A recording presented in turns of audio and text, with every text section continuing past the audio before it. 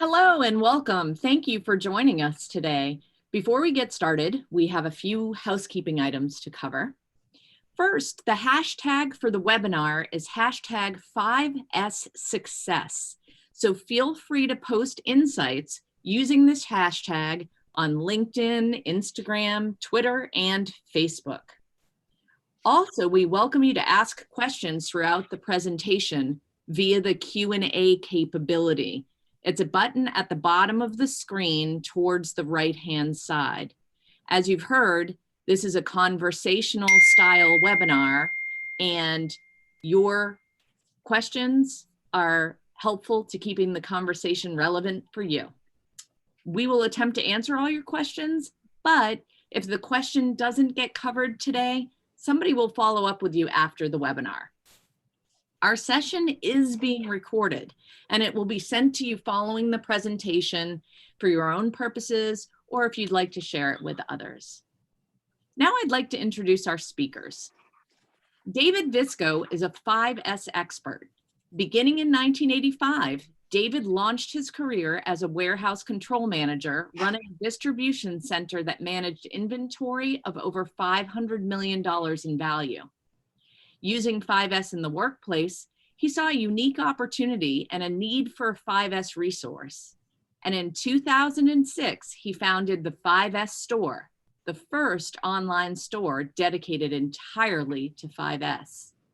In 2015, David's first book, 5S Made Easy, was published. Today, in addition to his role at the 5S Store, he frequently speaks publicly on the topic of 5S best practices. Our second expert today is Kurtis Johnson. Kurtis Johnson is a business specialist in manufacturing and operations, familiar with using lean strategies for positive improvement. With more than 20 years of production experience coupled with continuous improvement, Kurtis is a change agent that's no stranger to a variety of continuous improvement principles, systems, and tools such as 5S, lean, daily SQDC focus, A3 thinking, and visual controls. We welcome both of today's speakers. I'm your moderator, Mary Beth, and I'll be leading our discussion today, as well as taking questions from the audience throughout the webinar. So let's get started with talking about a timely topic. I'd like to talk about how we keep continuous improvement alive in pandemic times. Certainly the pandemic has caused disruption in a lot of working environments. So let me start by asking, is continuous improvement still important? David, I'd like to ask you this question. Great question. So thank you, Mary Beth.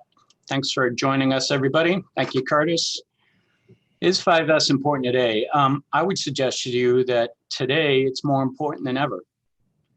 You know, the foundation of 5S is all about changing behaviors for the better, right? It's not about laying floor tape or organizing tools on a board or whatnot. It's about changing behaviors.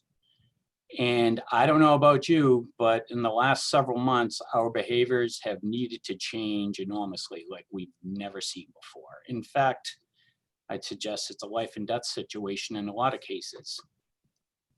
So the whole concept of 5S today, you know, with needing to change behaviors is so pertinent, more than I think it's ever been before. And we're seeing that on the manufacturing floor. We're seeing it in our own personal lives. And, you know, everywhere that I go, I'm seeing signs of 5S here and there. So I don't think it's ever been more important, truth be told. Kurtis, do you have any thoughts on that? Yeah, actually, it's interesting that a lot of places that haven't really practiced 5S or it's not as visual before, now it is. You know, a great example is the small convenience stores with the visual controls and the markings to keep us 6 feet apart. As David said, it's changed all our behaviors, and that's one that's, I guess, very, very obvious to us. So it's a great time right now. The other thing that 5S does is to help people get a sense of control. So if you're one of the folks that has been doing maybe a Kaizen event around 5S, or you're able to lay out your workspace using the 5S principles, this is a great time to have that sense of control with the outside world kind of being in a state of non-control right now. So again, I can't agree with David more that this is a fantastic time to not only see the implementation in places where we don't normally see it, but also to help us get back that kind of sense of control. Gotcha. So for the audience, I want to call your attention to a poll that we have put up. You should see on your screen a question, and we're asking each one of you to answer yes or no to the question, has your 5S implementation been impacted by the pandemic? And I'll be able to report to you back in about 30 seconds what the group has to say about this. So if you could take a moment to answer that poll, that would be appreciated.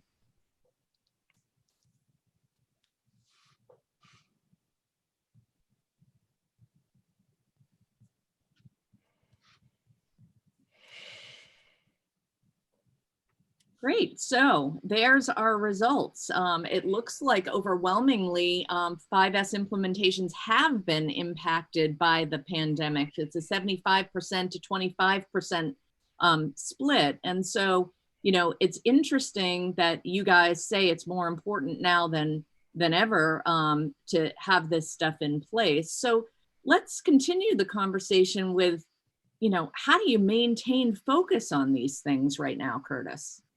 Well, one of the keys, I think right now, it's a great time for the practitioners to kind of step up and take the lead, and maybe their supervisors or some of the senior leadership is busy doing other things. So I think this is a fantastic time for the folks at the practitioner level to make sure that the 5S routines get kind of reinstalled or refocused. So it's a great time to go ahead and maybe take a little bit of the lead and get those routines going again. Again, with the outside world in such a state of disarray, routines are extremely important to get people back focused on work. And obviously, specific around 5S, it's a great system and has a lot of routines built in it. So I would highly suggest use this time as an opportunity for the practitioners out there. Take the lead if you can, and get those 5S routines back and reestablished. So I'm going to thank you, Kurtis, for that. I'm going to throw this next one out to David. David, I know that sustaining 5S is a topic that's near and dear to your heart. Are there some particular favorite specific tactics for sustaining 5S that you think folks could use right now? Oh, sure. Yeah, no doubt. I would say first and foremost, though, it's really important to make sure that you have your standards in place. The fourth S there, after all, standardized. And a lot of folks concern themselves about sustainment, but first they need to make sure that their standards are in place. So by that, I would say, think about when you return to work, right? All of a sudden there were new standards, there were new signs and whatnot. Make sure that they're clear and concise to folks, okay? Because otherwise you're not going to have people following the new standard. They're not going to understand the new standards. So make sure everybody's trained and whatnot on that. But then to sustain those, once you have your clear standards in place, it's critical to make sure to communicate them, right? Communication is so key. We all know that. But with sustaining an improvement methodology like 5S and sustaining those new behaviors, you have to communicate out to the group. Make sure that all your employees and all your staff, and in fact, your vendors that might come into the building, like here at the 5S store, we have UPS showing up. We put new standards in place even for him when he came to make sure that one, he felt safe, and two, that our team felt safe as well. And in order to keep those type of things sustained, what's incredibly important is holding everybody accountable, right? So that goes down all the way from the janitor all the way up to the CEO. I'll give an example. Think about, actually, it was years ago when I was at a facility and they had a big deal out there for safety glasses. So everybody was supposed to be wearing safety glasses. And you'd walk around and, there was one company I'd be at where sometimes people had them on, sometimes they didn't. And when somebody didn't have them on, nobody would call them out for it, right? So there was no accountability. Then on the other hand, there was another client I was at where you damn well did not go anywhere without having your safety glasses on. And at any given point, if you had them propped up on your head, let's say, somebody saw that, they would just call you out and say, hey, glasses, and somebody would drop them down. That's two different methodologies as far as the behaviors and the communication and the accountability from folks. Everybody today has to hold each other more accountable than ever to follow the new standards that are in place. And that'll help sustain those changes, right? Another idea that I would suggest is that you actually build something into your audits, you know, regarding sanitation and whatnot, right? And during the audits in today's world, you're going to want to maybe consider being more empathetic than ever before, right? Everybody's on edge and whatnot. And the whole idea of an audit to help sustain 5S is really important. But keep in mind that you also want to be more empathetic than you might have been in the past when the standards aren't necessarily being followed. And I think that's really important. Lastly, I would say it's up to the management to sustain all of this and to hold everybody accountable. And the leaders of the business have to realize that today more than ever, they're on stage. They're always on stage. People are always watching what they're doing, whether they know it or not.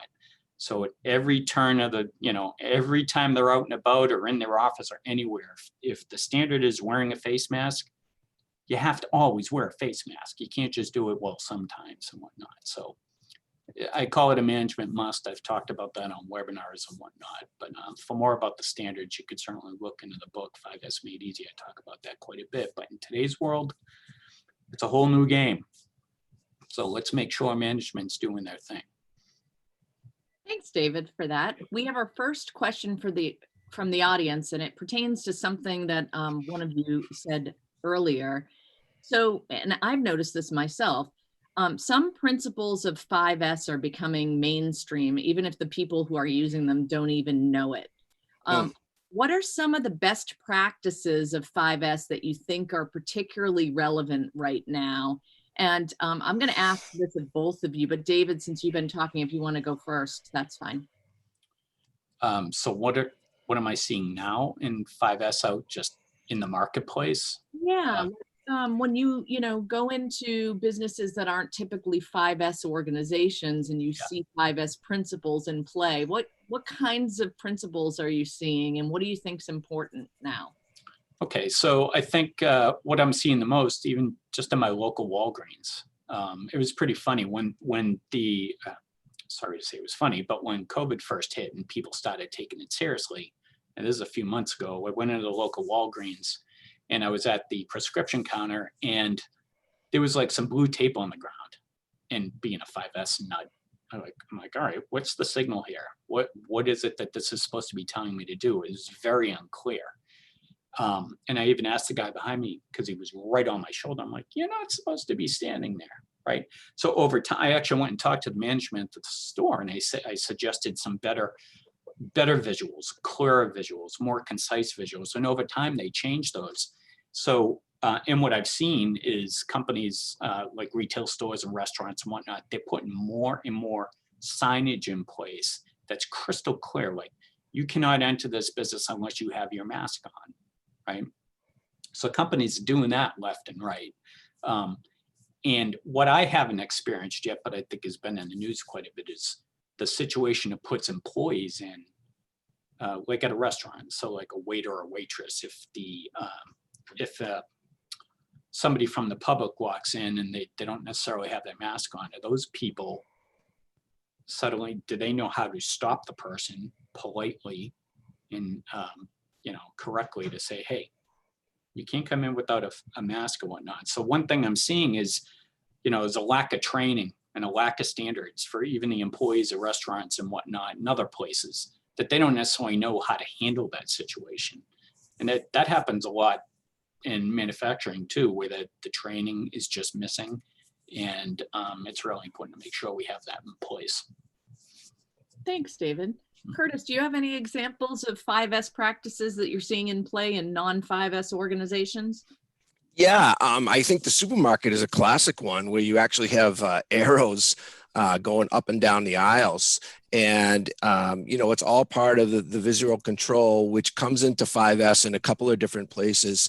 But I think it's best under the standardization and the visual controls, fits well into some of the standardization stuff that we do when we're doing the 5S events.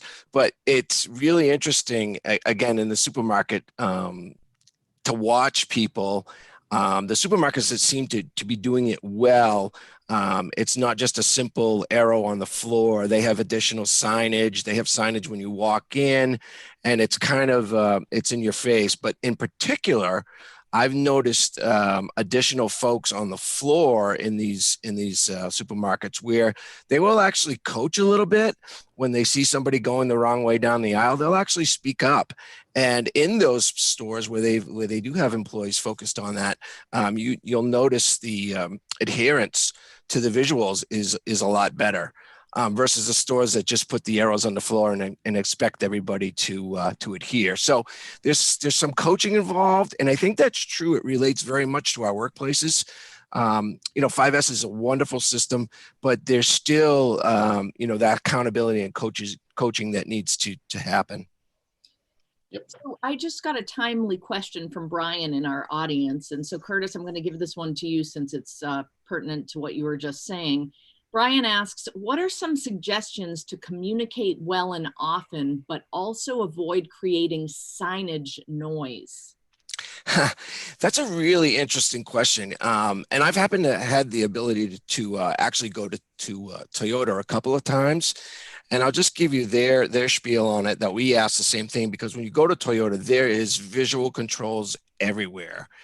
And I think they've found out over time that the likelihood of over visualization versus the not having visuals enough, they've chosen the latter. And I think we can all understand that Toyota has been in the forefront in a lot of things. So I like to side with their findings and say, I don't think you can over visualize at this point. And I would just, be in tune with that kind of a message. Obviously there's always where you can go kind of out of control. But when you do visit their facilities, there's a lot of visuals. But again, they found it better to go that route than the lesser route. Thanks for that.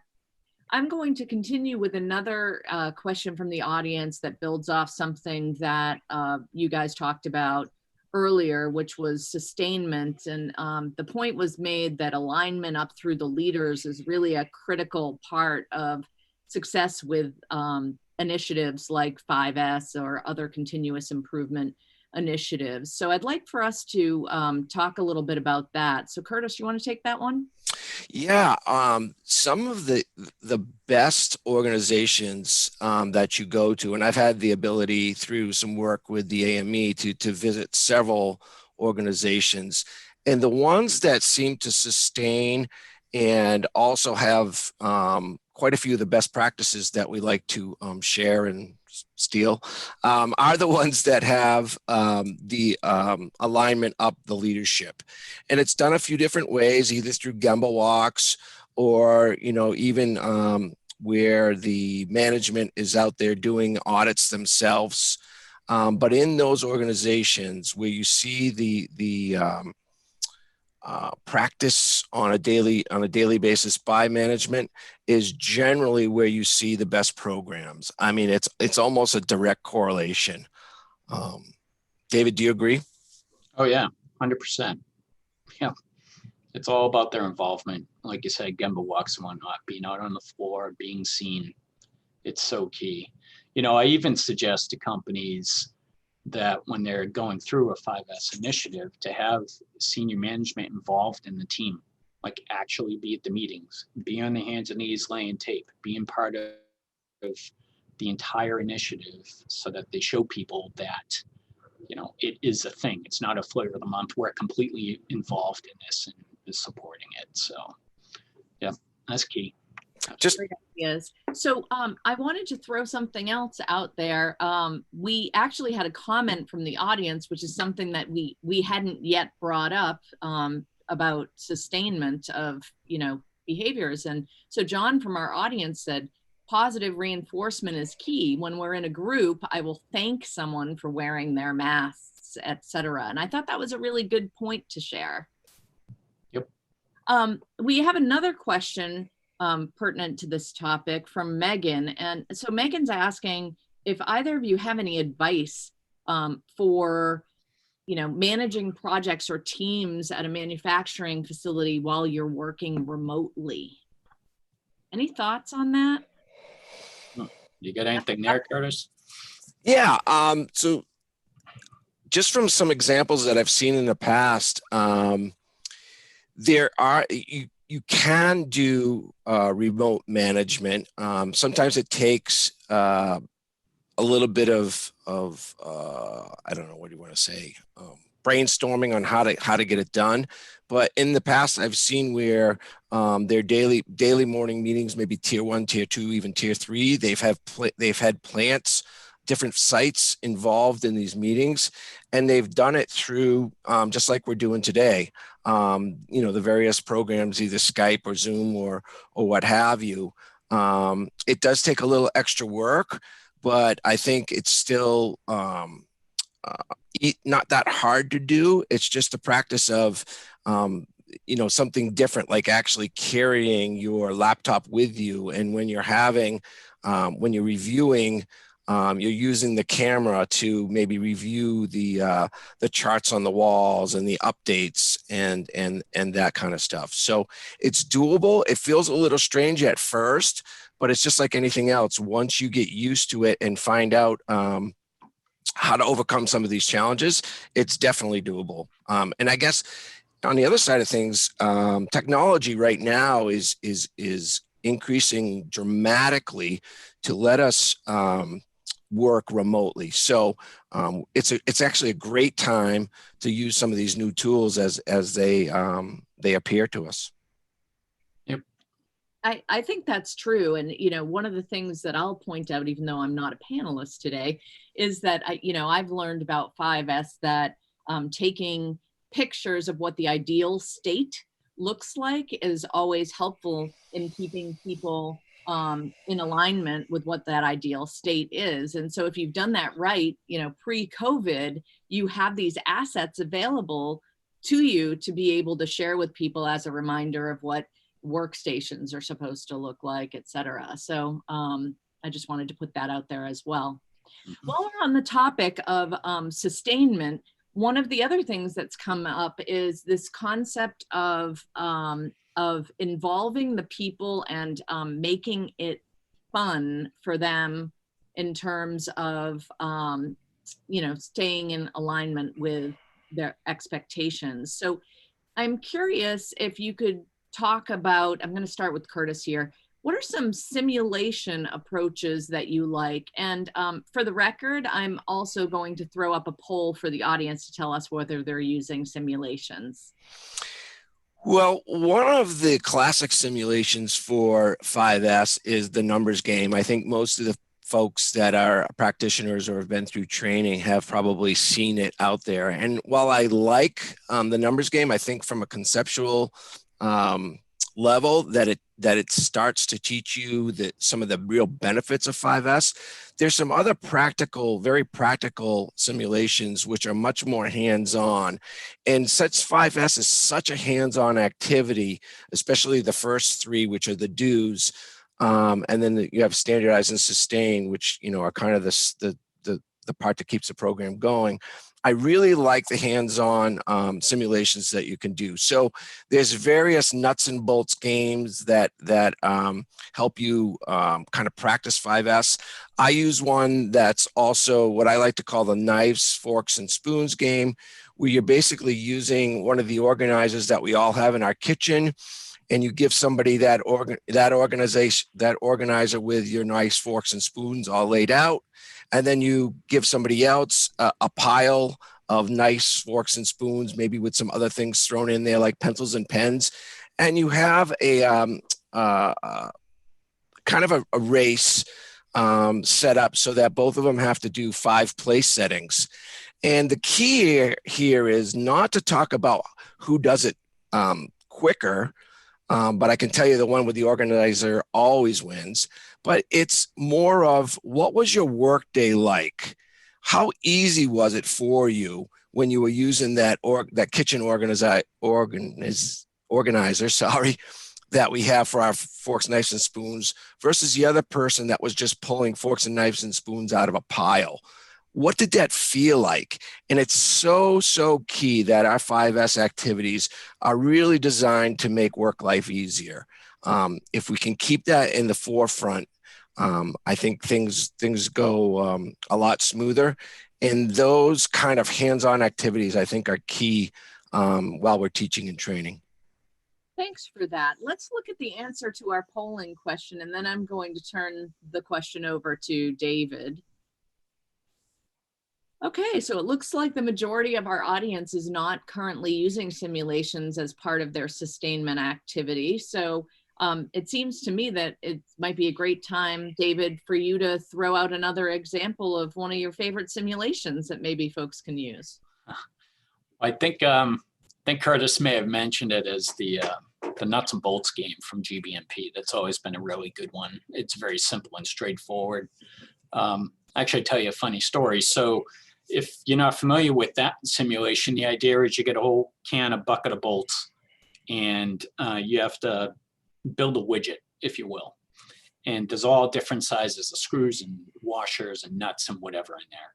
And the idea is, initially you give it to somebody and they're supposed to make the widget that you've given them, and you give them no direction, no standards, no nothing. And then, and you time it, right? Then the second time around, you give them standards, you give them a shadow board, you lay out the pieces that they need, and they do it in no time flat. Well, it was funny. One time I did that simulation with a group, and in the first scenario where you give them a whole bucket of bolts and they got to make it, and usually people stress out and they're sweating and they never make it. This guy made it in like 20 seconds. It was a freaking riot, and everybody in there was looking at him like, what the heck? So we all had a lot of fun, if that's the idea there of, are there simulations and techniques that you can use to make 5S fun? I mean, that was a riot. I've never seen that before. But people really, they got the concept, regardless of the little bit of fun that we had there, to standardize your workspace. Truth be told, another way of having some fun with this is to actually have people go home and have some fun with their kids, like maybe attacking the playroom or wherever they keep their, their tools in their garage or whatnot. Have some fun with it. Take your before and afters and then bring it into work and show everybody what it was that you did. Just very simple sharing type of exercise. It gets people on board, and you'll see some pretty cool stuff, that people bring in from home. I had a client, they took their toy room with all their kids, and I mean, there was stuff everywhere. So it was a great picture. And of course, what they did instead was they got a bunch of those colored bins and whatnot and started organizing them all. And the girl stuff was in like, what'd she use? I think she used yellow bins, and the boy stuff, they used like blue bins, and they separated things color coding wise, which is pretty cool. And so you can have fun with it, but bringing it home kind of helps. Awesome. Thanks for that. So there's another serious topic that was mentioned quickly earlier, and I want to make sure we cover off on this one. So it is the topic of audits. And so we're going to put up a poll for the audience regarding audits, and I'd appreciate you taking the time to answer this. And while that's happening, I would love to start with Kurtis. So how do audits help sustain? And I think we know they do, but like how often, and what's your experience from the manufacturing floor of what you should look at?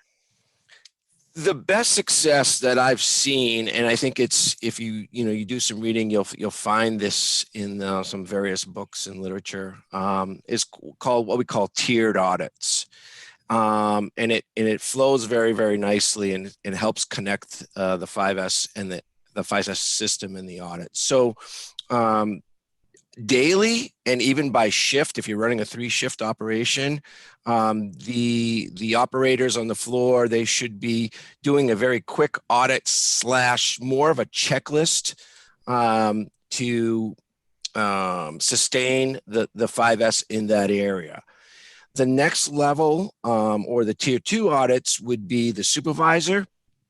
And that I would suggest weekly, that the supervisors would do the weekly audits. And that's, again, to check not the operators, but that the check sheets on the floor are catching what we want, and so that we have a good chance for the audits to be successful. And then the third tier of the audit system is when management, or maybe the lead continuous improvement person at the site, comes in and does a formal audit with a formal rating system.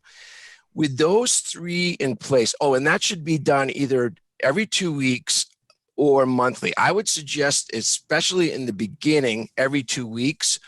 And with those 3 connected to each other, and I'm focused on, getting the scores up to where it's appropriate. Say, if you have like a 1 to 5 score, you want at least to get a 3.5 to 4. I think those three different tiers work out tremendous, and it reinforces several steps along the way. It reinforces the importance of the daily check sheet, the supervisor, obviously being part of the 5S audit system, and then also the senior leadership, the management, showing that how important the 5S audits are. And the other thing that it does, which is kind of fun, is it gives a chance for different departments, different areas to compete against each other. And something from my past that was really cool, we did have the warehouse that continued to score low. And after a few months with those audits, they came to me and said, we don't want to be low anymore. We're sick of it. We want to be the top against all the other groups. That then spurred an actual Kaizen that we went and did. And from there on out, the warehouse did score in the top rung, and they were extremely proud of it. And by the way, when I say the warehouse, it wasn't the warehouse management. It was the warehouse operators that wanted to get their scores up. Thanks for that. So I'd love to put up the results of the poll if we could. All right. So it looks like we have a good mix here. How often are you conducting audits? We see 36% of respondents said weekly, 43% said monthly, 14% said quarterly, and we had 1 response for annually. But it sounds to me from what you said, Kurtis, that having a sort of tiered approach is really the best practice there. That's what I've seen in my past, and again, not only in my own organization that I've experienced, but several other organizations that have had the tiered audits. It seems to work out extremely well. It's a lot of work, but it's the payoff's definitely there. Yeah, helpful. I wanted to add something too, if I could. Regarding audits, one thing to keep in mind, right? I remember Bruce Hamilton reminded me of this years ago, that the audits are all about communication. At the end of the day, the whole point of them isn't some scoring or some chart or, checking off a list, right? And Kurtis knows this, but it's all about creating an atmosphere where people are talking to one another. Right? And they're actually thinking about what worked well, what help do they need, what ideas do you have, what can we do to make things better?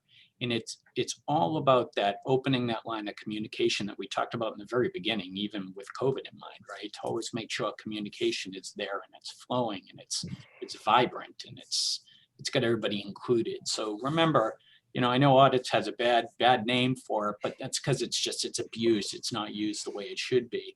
The tiered approach Kurtis mentioned, along with realizing the ultimate goal is opening communication and figuring out what's working, what isn't, is really key.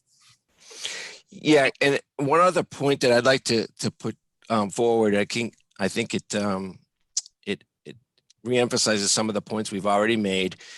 If you can, when you're doing your 5S audits, make sure you take pictures of the good stuff. So if you see, a particular area that's done something above and beyond, or if you see just a good 5S, overall 5S look to an area, take those photos, get them up. It reinforces all the positive things we talked about, but it also it helps on the communication like David was just talking about also. So I've realized that we've gone over our allotted time, but we have a bunch of people still hanging on the line. So thank you to the audience for your patience with us as we continue to talk about these topics. We're going to begin wrapping things up, but I want to welcome the audience to put feedback in the chat mechanism about this format, because it seems to me that this conversation format has really spurred some great comments and questions from the audience. And I'd like to ask the audience if they'd like to see this, this same kind of approach going forward. And maybe we even extend to 45 minutes. So any opinions from our audience, our frequent flyers about that are welcome to be added to the chat. You can feel free to do those at this time. I also want to let you know that we do have some questions remaining to answer from the audience, and we're going to take those and we will send out a response to everyone who's participated in the webinar with the answers to those questions for you, since we're out of time to answer those today.